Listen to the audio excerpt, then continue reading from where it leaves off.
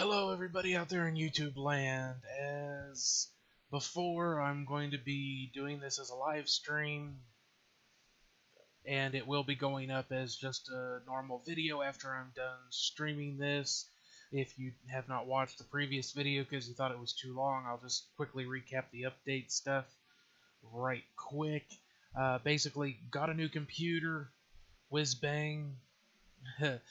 After a year of not having anything even remotely up to date, big stress off my shoulders because all of my work is on the computers.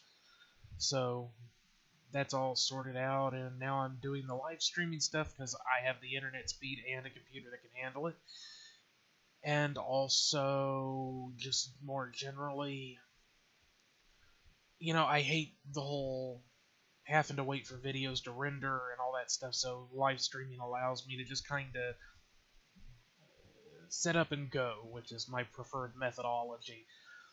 So this one, I am going to be getting into playing some games. Now, I've got Magicka I'm going to play, and I also was able to get Total War Warhammer, the first one, on sale today, actually. So I'm going to be playing that, but I'd like to...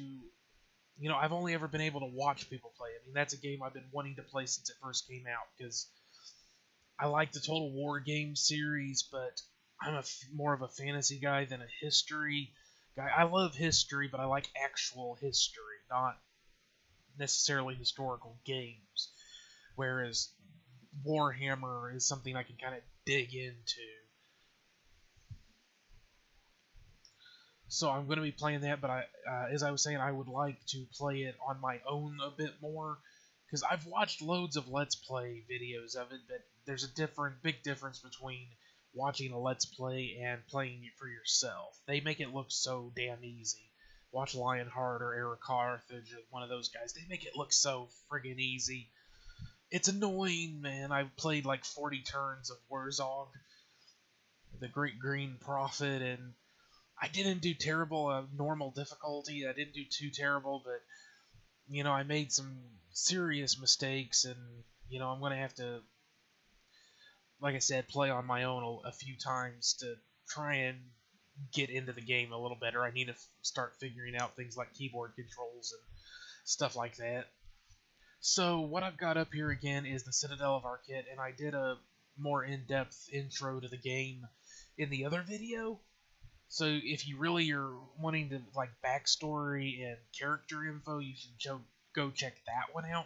This one I'm going to talk more about the skill stuff, because that's what I've been working on a lot lately, a lot of the database stuff.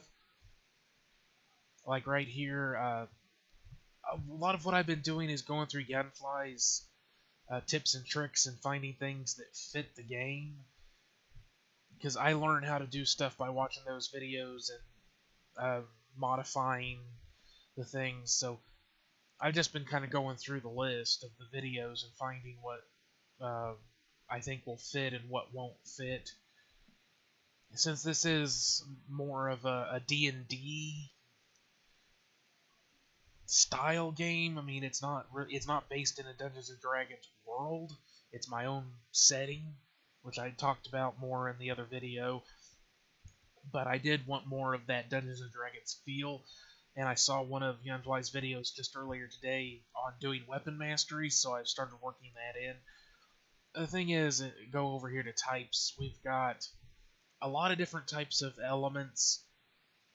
Some of it is going to actually be elements, type elemental damage. Some of it is racial types, or things like a flying enemy will be vulnerable to certain types of attacks, mounted. I don't think I'm going to have mounted enemies. It depends. Animated, like golems, animated statues, which is also living stone, which are actually different. Animated would be more like a golem, and living stone is more gargoyle. And then I've also got, instead of just straightforward physical damage, it's going to have cleaving, penetrating, blunt, and slicing damages, as well as just a general magic stat. I've also got enchanted in there. I might use that one as well for weapons. It's all this stuff is just to do with different kinds of ways of dealing damage, basically. Skill types, there's 18 different types of skills for the different characters, and I haven't even gotten into doing enemy stuff yet, so this is probably going to expand even further once I start getting into all that stuff. Armor types, so far I've got just general armor, magic armor, light armor, heavy armor, small, large shields, quivers, rings, boots, belt, necklace, and marks.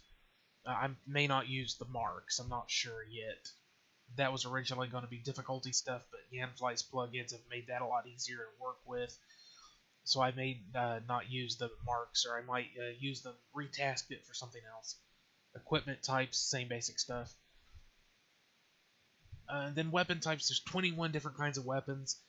I wasn't going to do it that way originally, but I redid it earlier today when I found that weapon proficiency or mastery tips and tricks video, because it works off of the weapon types, and I'm sure there's a way to redo the coding and stuff so that I could have done it by weapon. But you know, doing the weapon types is easier in the long run, and there's nothing wrong with doing it this way. You know, there's 21 different types of weapons that you can get in the game: hand axes, war axes, great axes, spear, pike, glaive, halberd, club, mace, warhammer, great warhammer, staff, dagger, short sword, scimitar, long sword, great sword, falchion, short bow, long bow, great bow. So basically, you have axes, basically long pointy things, bashy things, slicey, cutty, pokey things, and then bows. So you have 5 overall weapon types, but then divided into kind of more specific weapon types. And I'm gonna have to, you know, a lot of this is based off of an older attempt at this game when I had VX Ace instead of MV, so this is the reworked, you know, updated and everything. I never got that far in working on the original one with VX Ace though, so it works out just fine. But the overall idea here would be things like a hand axe is going to be fast, and it's going to have cleaving damage, but it's not going to give you a whole lot of a boost on damage, whereas a war axe, it's going to be slower. It's going to do a lot more damage, but you're probably going to go later in the attack phase. You know, your initiative phase basically would be lower, but you can still use it as a two-hander with a shield probably, whereas a great axe is a two-handed weapon. You're giving up defense or the ability to fight with 2 weapons, which will afford certain benefits, which, you know, I'm still working some of this stuff out. Basically everything is a balancing act. That's my preference for using skills and gear and everything else. Everything is a balancing act that you have options on. It's up to you how you want to do it. You know, do you want something fast like the hand axe, or say a spear, or a club, or a mace, or a dagger, short sword? You know, it's all different varying levels of speed versus damage, and some of the things like status effects that can be caused, like the scimitar, because it's got that wicked sharp curved blade, is going to have a much better chance at causing bleeding wounds than other edged weapons would. The falchion as well. And the game's also going to have a wounding mechanic, and I've actually already worked that out over here in my let's see, where it is. It, I think it is this guy. No, that's the Augment dude.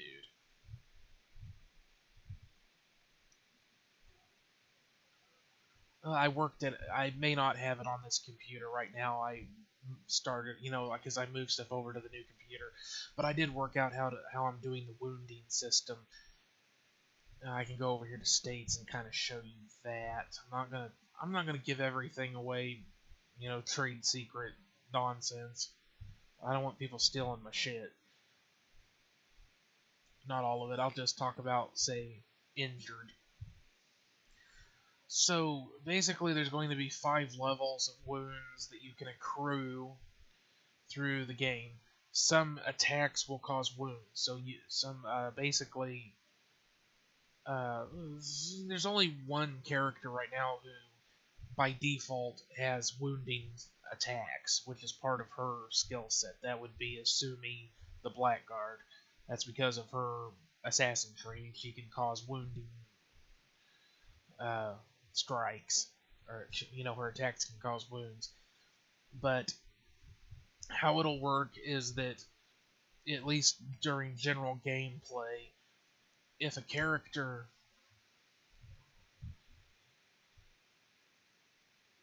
got distracted, if a character is KO'd during a battle and you do not resurrect them, revive them before the battle ends, they will get wounded at the end of that battle. And if it happens again, they will get the next level of wound, up to the 5th level, which will basically mean they can't do shit. So you'll have to use items and resting and, go to specific places to rest in order to remove those wounds.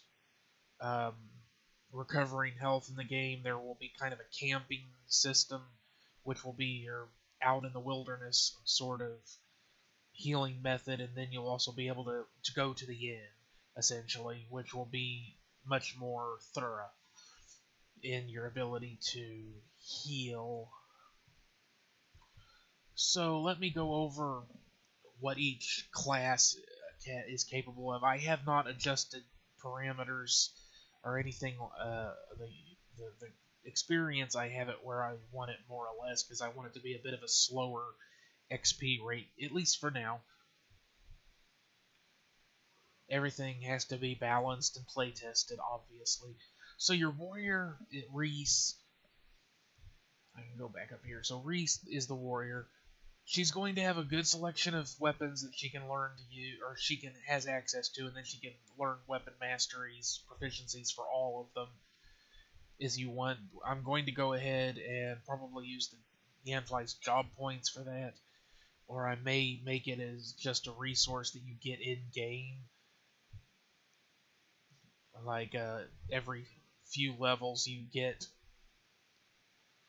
like 1 proficiency point, because you can do the same thing just with variables easily enough, no biggie.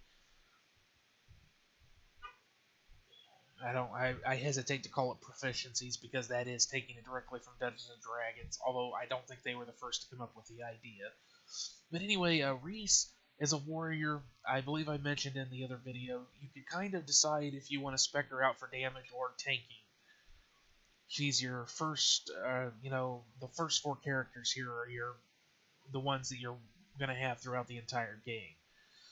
So you can make an argument either way, but probably better off speccing her out as a tank, but it's up to you. And her, other than attacks, her other skills will be commands, captain's commands, which will give everybody in the party a short-term but potentially battle-changing boosts to different stats. It's the sort of thing that can make or break a really hard battle. So Tannen is a combat medic. Rather than using like mystical powers to heal, she uses actual items to heal with, like bandages and painkillers. So most of her heals are going to be instant cast, another Yanfly plugin, and not have a lot of restrictions on them in that regard, but you're restricted by items. And the items themselves will have limited capacity for healing on their own, but of course the combat medic knows what she's doing, so they work better when she uses them, is the logic behind the character. She's also going to have access to a good assortment of weapon of types. She's basically a support tank, so which is why you can spec Reese out how you want. But again, Tannen, you can kind of decide if you want to go more tanky or if you want her to just sit in the back and support. It's up to you. Zionist Balia, actually, but Zionist. I still need to change his profile. He is a Tempest, so his skill set is that he uses magic to enhance his fists. He fights barehanded but uses magic.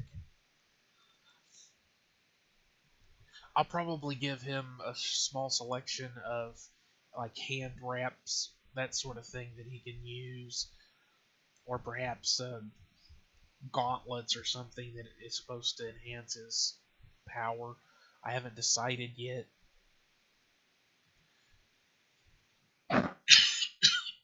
Sorry about that. I mean, there's a temptation to just have him barehanded and lock weapons for him, but I feel like that might be restrictive and a little bit wasteful. But he can do things like, let's go look at some of his skills again. I got a lot of this stuff from Yanflies. Tips and tricks things. So one of his abilities is the Tempest Runes, which I forget the original name of it from the Tips and Tricks video, but it's basically a mark, a rune that's applied to an enemy, and he also will have the ability to cast a spell that applies it to all enemies.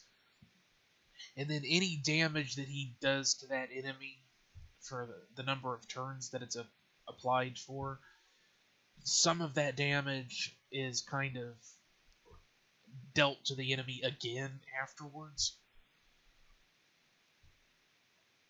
So it doesn't reduce damage at the time. It's like, I think it's 50% of the damage, or maybe it's a quarter of the damage. I forget the actual numbers. It's not that important what the actual numbers are. The effect of it is that whatever that percentage is, like, let's say it's 25%, so if he did 1,000 damage over the course of the few turns of the rune being in effect, he would the rune would go off and do another 250 damage afterwards. Okay, and then Tempest.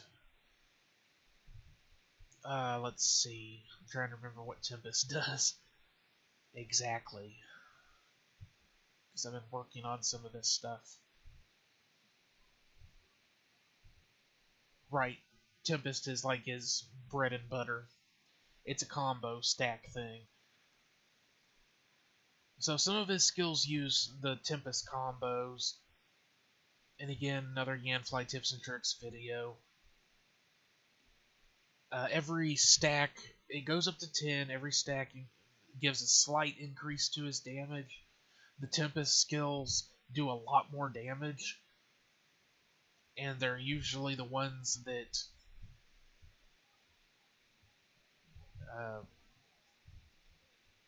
actually, no, they don't necessarily hit more enemies, but they do a lot more damage for the most part.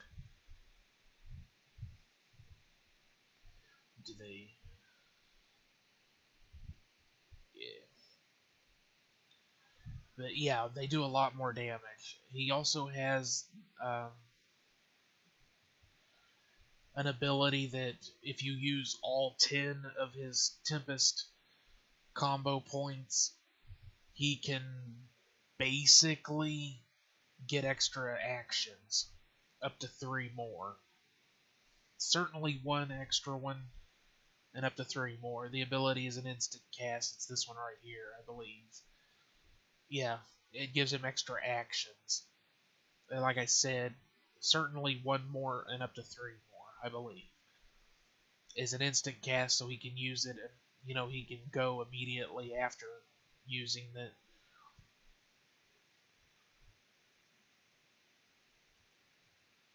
And then he also has a passive ability right from the get-go that if um, during battle he has a counter, and once it reaches 100, he kind of discharges a magic shock. It was like an electricity, a tips and trick thing, but in his case, it's magical energy discharges and affects all the enemies once it reaches 100. So that's kind of his thing, is just being able to manipulate magical energy. Like another one of his abilities, Mage Shock. I believe that one is one that. Let me find Mage Shock.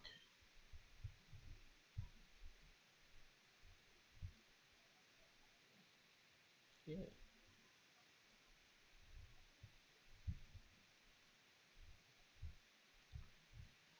Where are you? Is Mage Shock not one of the cool ones? Am I just blind here? There it is. Let's see. I need to put in the descriptions. It's stupid of me. I think that Mage Shock is it's one that yeah, once he pops that one, any incoming spells that hit him don't do any damage and actually hurt the person that hit him. Or that could be just any damage. Yeah, this is just any damage. Any damage that hits him, it kind of shocks them with magic energy. And he also has one that I think it shields him from spells for a short time.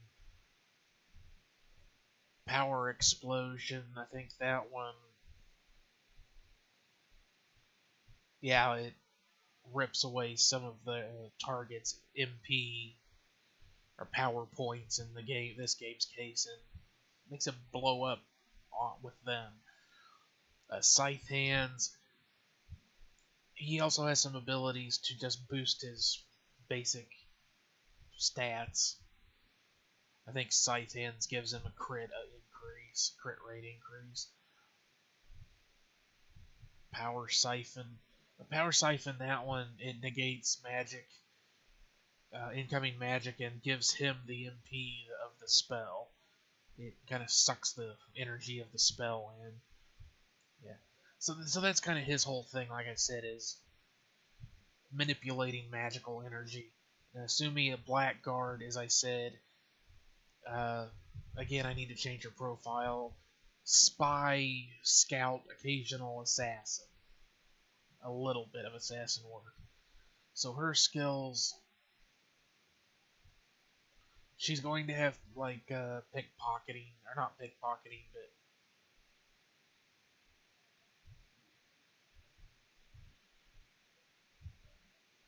there it goes, blackguard. Lockpicking. So she's going to have a basic ability of the smoke bomb that it gives her a stealth state. And I might have some varying levels of stealth state, like longer effects or whatever. And then she has some skills, some of her attacks require the stealth state to work. And she also has a few that don't. But again, most of the, like you can see over here, it's the stealth states are the ones that require the stealth state that have the big chance to wound. The other ones are more, they're fast attacks, they can do some damage, but they don't have that same ability to wound. And then she also has a progressive ability to cause status effects like poisoning and that sort of stuff. Okay, then we got Livall, who's a Diabolist, blood magic, and she has a variety of interesting skills. Mostly it's nasty, bloody combat spells, but also Diabolists are masters of barrier magic, shielding magic. again, Yanfly plugin barriers.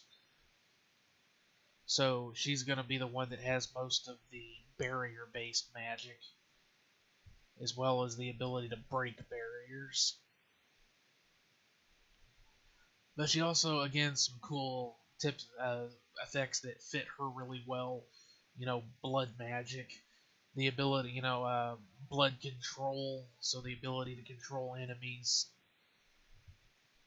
which I thought of and then realized that that's actually in the Airbender series, but I thought it still makes sense and I like it, so I'm keeping it. And then also Blood Binding, which was one of the ones from the Tips and Tricks videos, which is enemies affected by that share damage. And then another one is Protection from life stealing. You protect the blood. So she's got some interesting effects, some nasty spells. A lot of nasty DOT effects, damage over time effects, and AoE area of effects stuff. There's Zelicio, Swamp Changeling. As I mentioned in the other video, he doesn't have much in the way of active skills, but he has a lot of passive skills, or states and stuff. Like, he's a berserker, so, again, one of the tips and tricks videos, but the more damage he takes, the more damage he does. So the lower his HP gets, the more of a bonus he gets to his damage, is one of them. But he also has regeneration, so it's, again, things kind of work counter to each other, but also in balance. And let's see, what other stuff did I give him?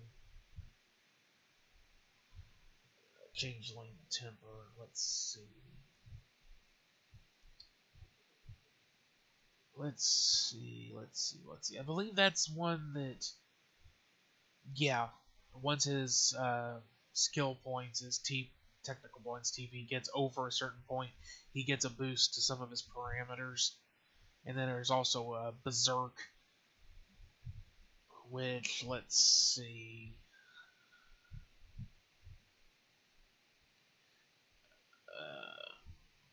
Yeah, it's once his health dips past a certain point, it causes him to enter into the Berserk state automatically. Which, we go up here, gives him a substantial boost to several of his parameters, and even gives him a 50% chance of attacking again, or giving him an extra action. So, not a lot of active skills, but potentially probably one of the highest damage dealers you'll have in your party, potentially. It all depends on that balancing act of keeping him alive. Then we have Sir Rothbonch, who is a paladin, a protector. He's a tank.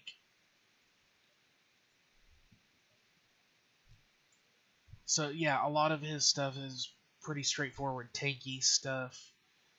He has some auras to help protect the entire group. A couple of tips and tricks video things that I thought were pretty nice, like let's see, this one is Sacrifice. He can use it once a battle, once he has the skill, and he can sacrifice, I think it's half his own life to give a pretty substantial healing effect to an ally.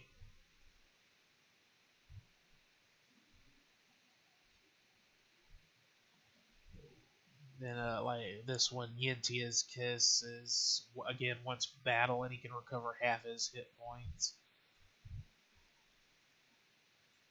Let's see. Power Ward, I forget what that one does. But yeah, just tanky protection stuff. Sazabel Sage.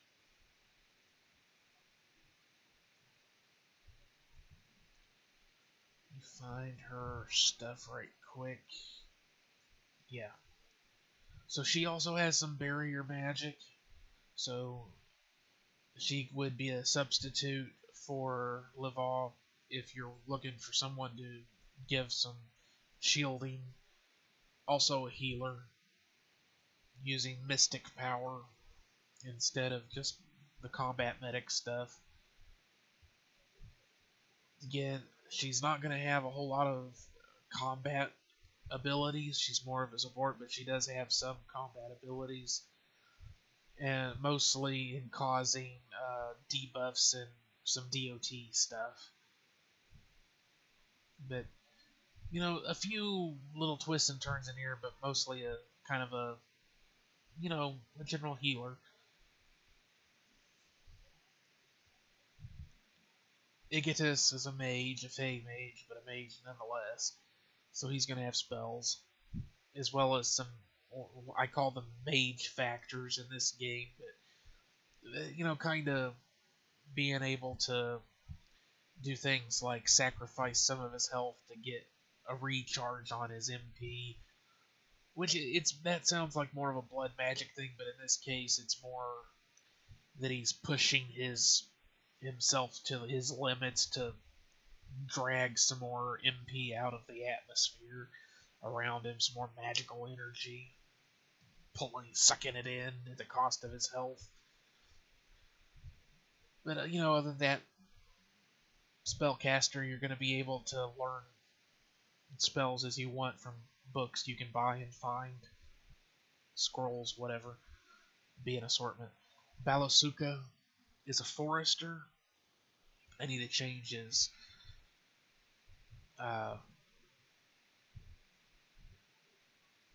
profile. As a forester, he has archery skills. Nope, wrong way. There we go. So he's going to have a couple of different disciplines that you can draw from for him, and they kind of are single target sniper skills, which is the discipline of Telon, and then there's lots of arrows in the air, the discipline of Rolus, which is targeting multiple enemies and hitting them often multiple times, and even an explosive arrow.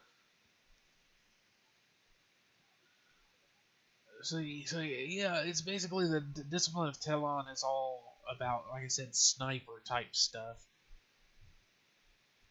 So these ones, they all have a chance to crit, which is not something that many skills in the game will have. The special skills, not many will have the ability to do, but his will be able to. And also a few things like effects like arm shot and leg shot can reduce things. Gut shot has a chance to cause an effect called lacerated organ, which is fairly debilitating, as you would imagine. Several of these do. Yeah, and then, as I said, Discipline of Rolus is all about putting a lot of arrows in the air. It does, in a short period of time to hit, a bunch of enemies, and or hit them with whoever you're hitting, they get hit several times, but much lower damage than the single shot sniper skills. So again, you have some options on how you want to play these characters and how you want to use them. It's kind of like Balasuka and Asumi can do a hell of a lot of damage to individual enemies. Asumi is more about getting that stealth effect on, hitting them with something that wounds them, debilitates them, and then you can hurt them even further, but with other characters. Balasuka is more about hitting those crits and trying to hit those heavy-hitting crit, ranged attacks. So similar, things that they do, different approaches. Whereas a Zionist, his kind of counterpart that you can bring into the party, because you'll have up to 6 characters you can have in the party. The first 4 are fixed, but then you can draw the other 2 from the other 7 characters available, depending on what you think the party needs. And the first 4 all kind of have their powered up counterpart. In that, Reese is your first warrior, potentially a tank. So you have Sir Rothbach that can fill that role. Tannen is your healer. Citadel is I guess you could say more advanced, but that's the thing. None of them become obsolete because their abilities all work differently than the others do. It's just that these are more specialized, whereas the first 4 are a bit more general and a little bit less reliant on certain things. Like Tannen, as I said, is a medic. She needs items, but a lot of the items that she'll need will be readily available. She's not going to be able to heal as much as Citadel, but because her abilities are very limited and they're based on her ability to cast spells, use magic, she can be targeted by effects that seal or silence, that sort of thing. And also simply she can run out of magic. She can run out of power.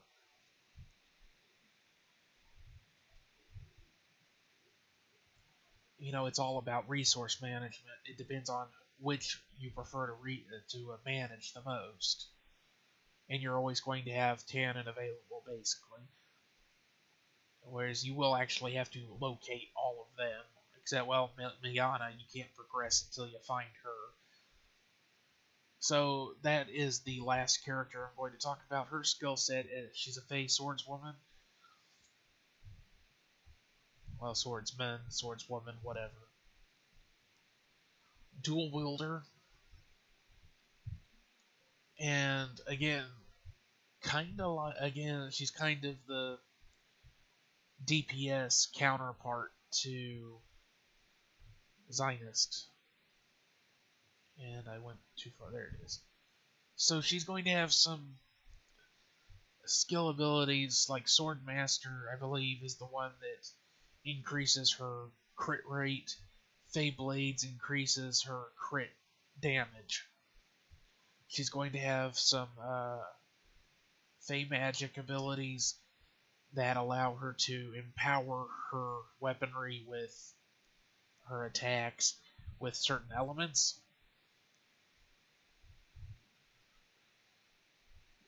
Fey Curse is another tips and tricks video, one that I thought was very fitting for her. That once that's in effect, if she deals elemental damage to an enemy, it becomes cursed and becomes weak to elements, and will therefore take more damage from subsequent attacks. She does not have any necessarily like restrictions or anything like a Sumi or Zionist does, but then her potential damage is lower. I need to change some of these to allow for critical strikes. The base damage, but she hits several times. And like I said, I need to change some of these to allow for critical hits.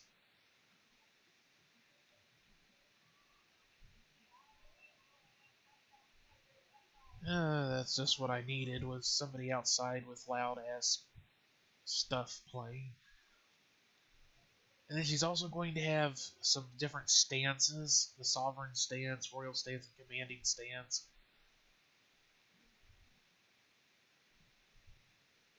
And like the Commanding stance is another tips and tricks video that it buffs her stats while debuffing the targets.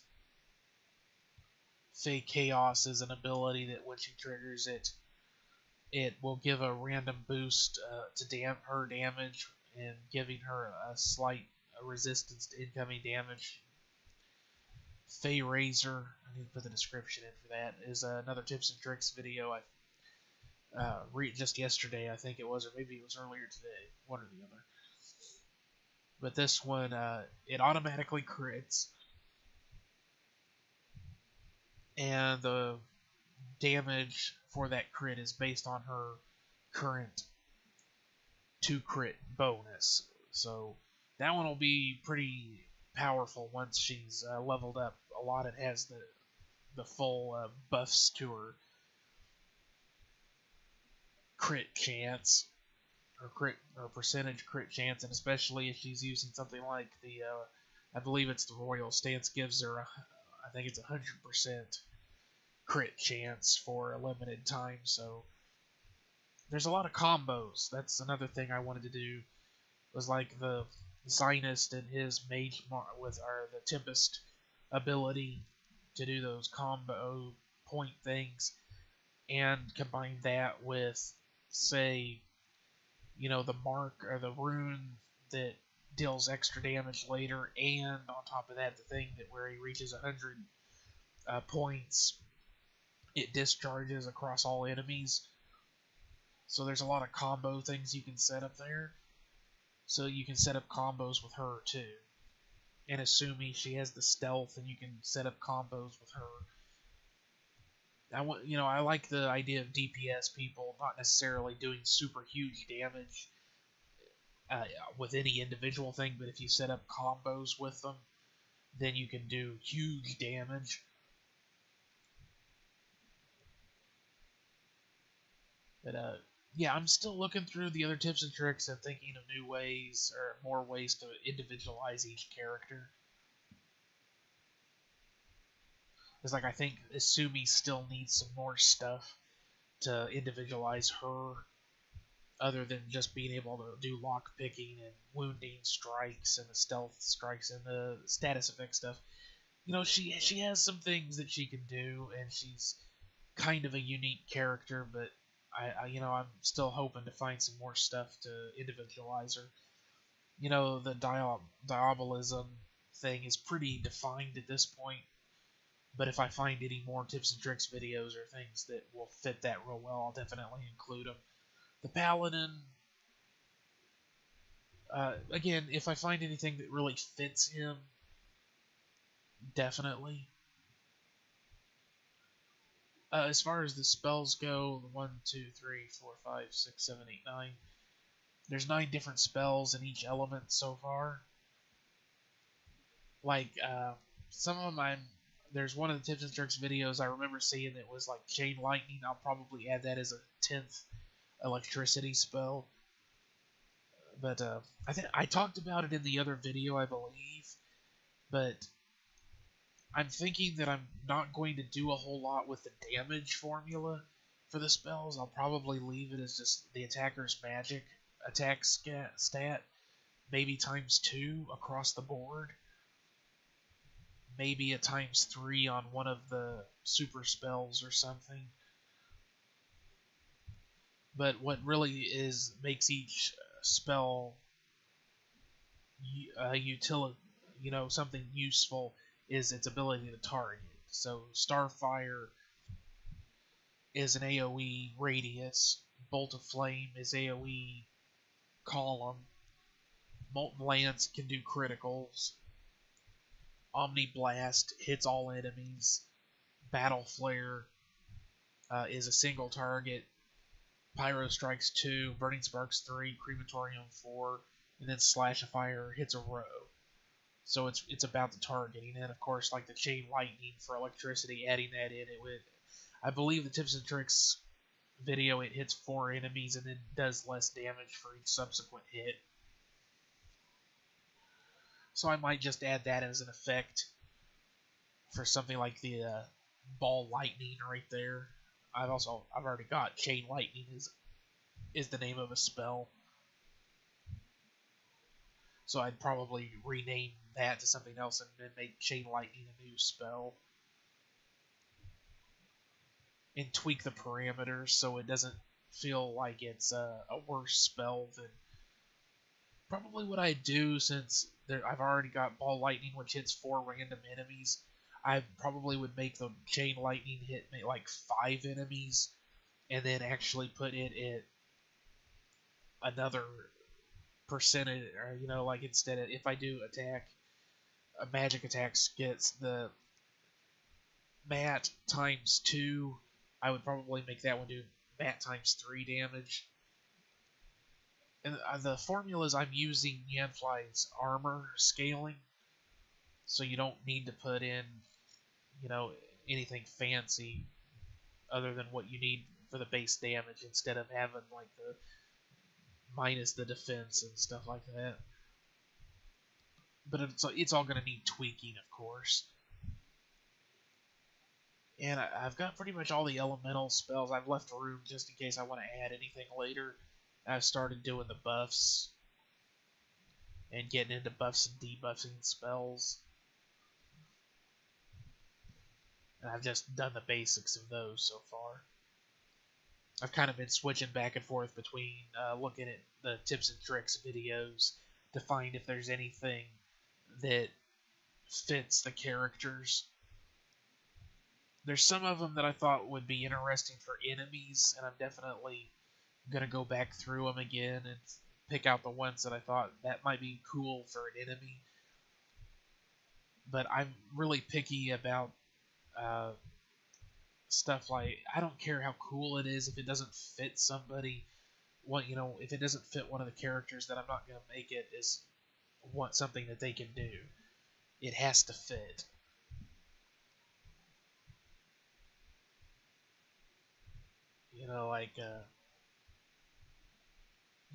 When I first saw the thing of the blood binding, like I talked about, I first saw that tips and tricks, the sharing damage, because I think in the original tips and tricks video, the game it was originally from, it was more like a priest skill or something like that,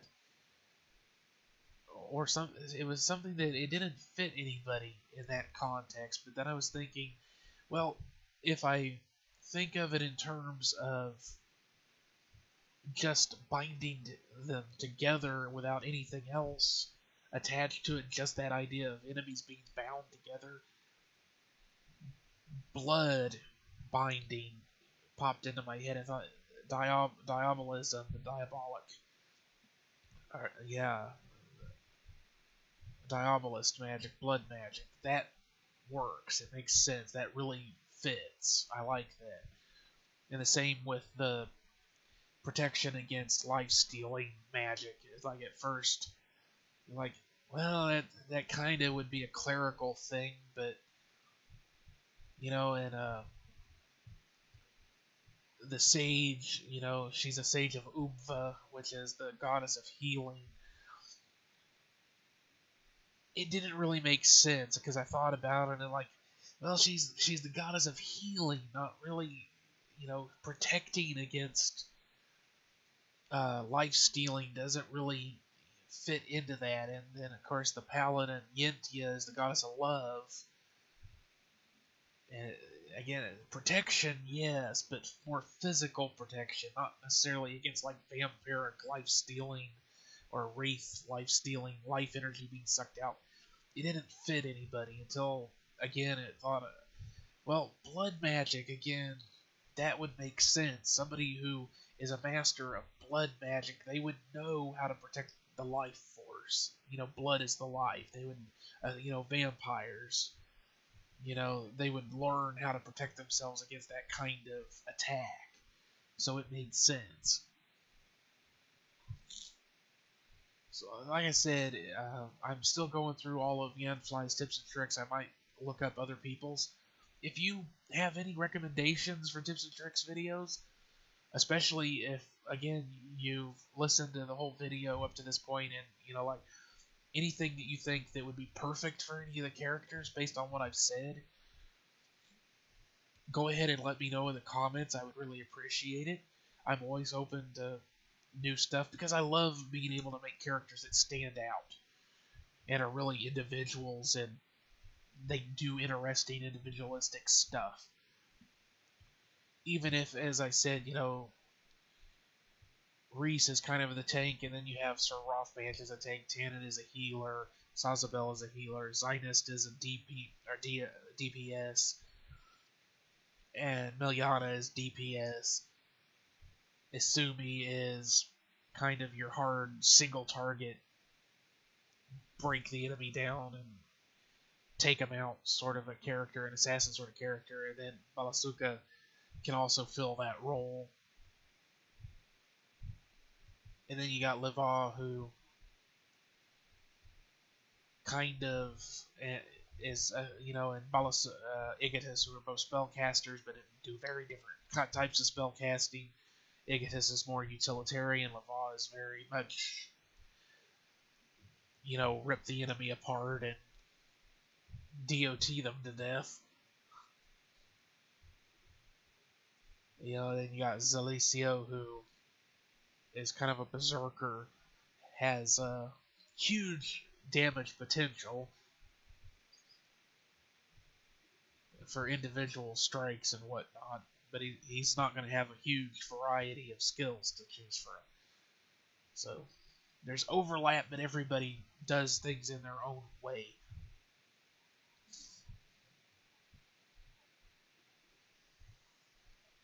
As is going to be true of any game with more than 4 or 5 characters.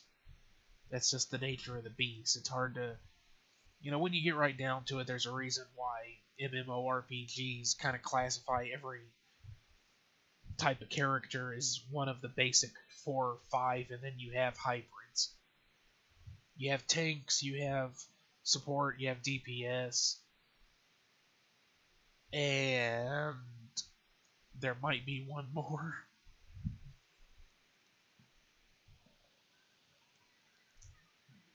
Crowd control would be your 4th one, which is usually, AoE, crowd control, mage sorts of stuff.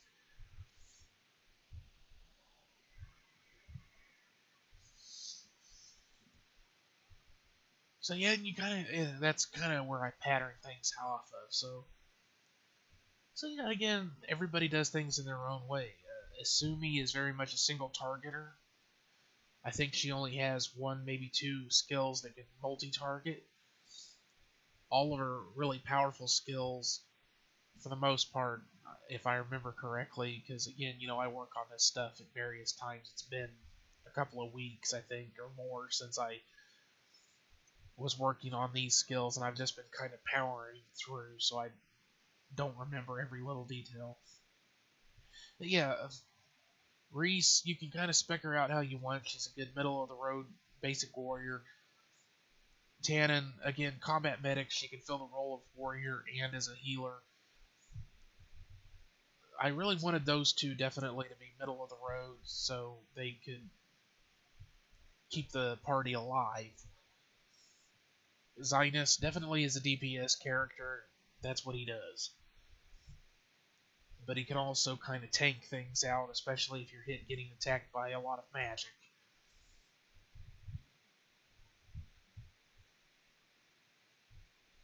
As well as cause some serious MP drain against magic using enemies. Isumi, like I was saying, very much a single target killer for the most part, with some, once she really levels up and gets those status effects stacking, huge amounts of DOT, Leva, lots of AoE and DOT stuff, with some different utility things going on with being able to do the barriers and break barriers, control enemies, bloodbind them, protect against life suckers, basically.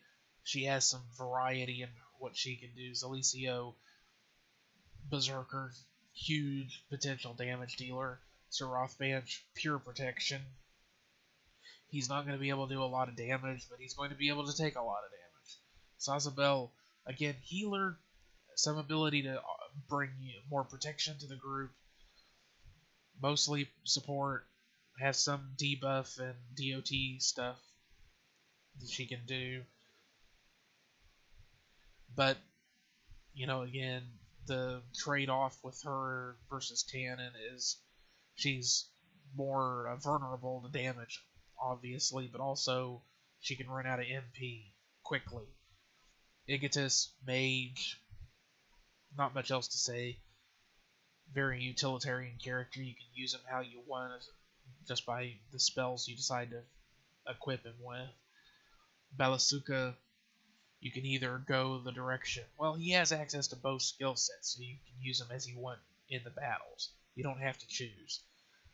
Can do a hell of a lot of damage to single enemies like Asumi does, but can also do a lot of low but spread out damage. And then Milyana, who has a lot of potential to do a lot of crit damage, but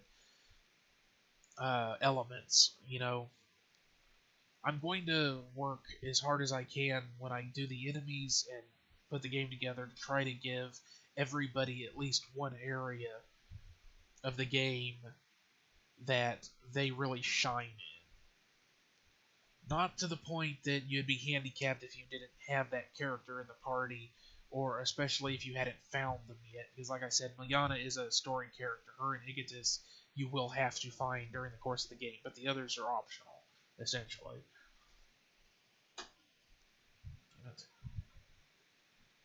So like I said, I'm not going to make it to where you'd be handicapped, but I would like to make it like Milyana with her. Well, like I said, you'll have to find her.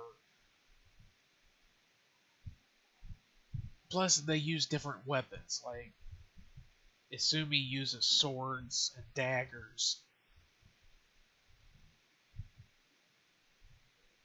and Balasuka uses bows, which is slashing and piercing damage, penetrating. And Milyana uses swords as well, whereas Zinus uses his fists and magic. So, well, Milyana also uses magic, so that's blunt damage and slashing.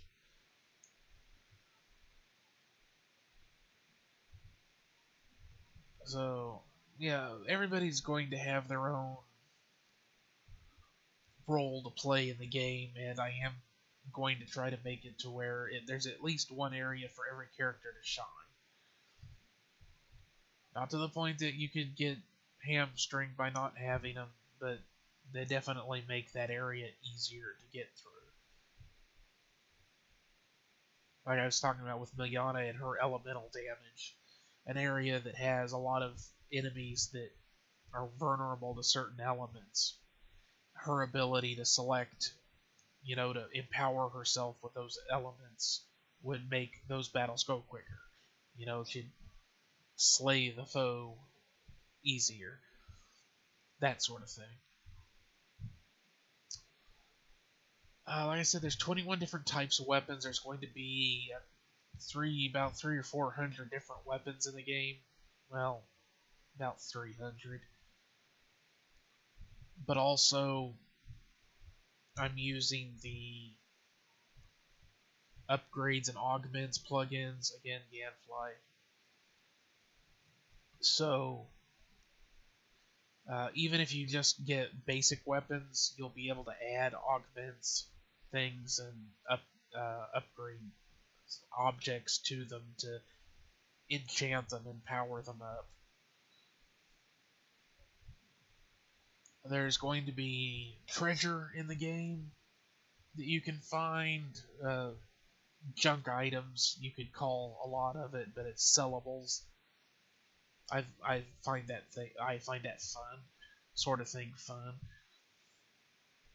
Armor, there's going to be a pretty good selection of armors. Enemies, pretty good selection of enemies. I mean, you saw that there's quite a few states in the game already, and the list is growing. So yeah, that's kind of my more in-depth go over on the skill sets of the different characters, what they do in the game. And we're approaching right about now an hour. So I'm going to go ahead and cut this off, and if you've actually watched to the end of this, thank you very much for sticking with me. I know I can be kind of rambly, because I'm a rambling kind of man. Just how I am. Rambling man. But, yeah, thanks very much for listening, watching the video. Hope you're interested in the game. I don't have an ETA on it. I do have a tendency that I work really hard on a project for a while, and then I may not work on it again for months at a time. I'm working on something else. But I'm really kind of enjoying working on this right now, so I'm going to keep at it until I get burnt, which is usually what happens, or hit a roadblock, which also happens. You know, and again, my creative juices, I suppose you could call it, when I get blocked, I just have to move. I have to work on something else. You know, I can't force it. And if I'm not feeling it, it ain't gonna work. That sort of thing. So, yeah, but for the time being, I'm enjoying working on this, so I'm going to keep working on it. And I hope you're interested. Thank you very much for watching, and I'll see you all in the next one. Which I'll probably start doing Magicka or Total War or something like that for my next video. I'm not sure yet. I don't want to just do nothing but talking about this game. I've pretty much said everything that's important about it that I've worked on so far. You know, that's what I've been working on the most. I do have the story. You know, never fear. It's not going to be. It's not just a dungeon crawler. There is a definite story. I talked about that more in the other video. At least the basic story. There's a lot more to it than that, obviously. That's just the how everything kicks off and gets started part of the story. There's a hell of a lot more to it than that. But,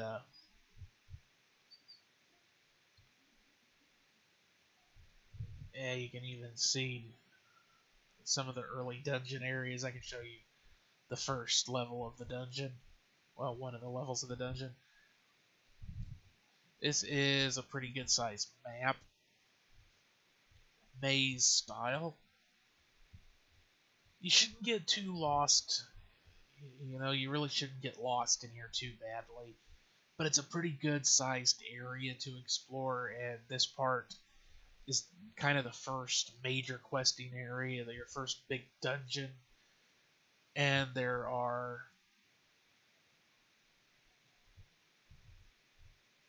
you know, this is the real mazy part of it. This is a sub area. This is a tower with multiple levels.